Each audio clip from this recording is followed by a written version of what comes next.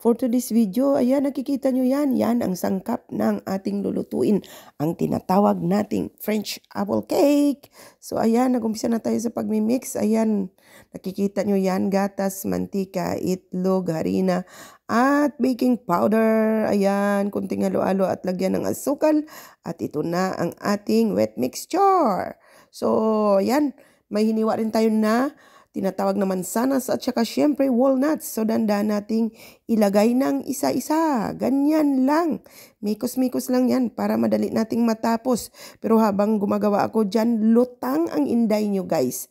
So, wala yan sa konsentrasyon dahil may nakalimutan siya na hindi niya na ihalo. Siyempre, nandyan rin yan sa video kung paano natin nakalimutan ang ating walnuts. So, ayan, tapos na ang ating mansanas pero walang walnuts. Kaya, ayan, atin na naman kunin yung nasa gitna. At, siyempre, i-insert na lang natin ang aton nga nuts. Siyempre, ang nuts na iya, pampaano gina siya ya. Pampalasa at pangmalinamnam.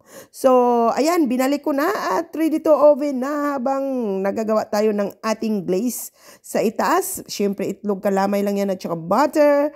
Halo-halo lang natin yan ng maayos. At saka, siyempre, para may amoy-amoy, lagyan natin ng shredded lemon. At yan, ilagay na natin sa itaas ang glaze. Ibalik sa oven for 10 minutes or 15. At ito na ang resulta.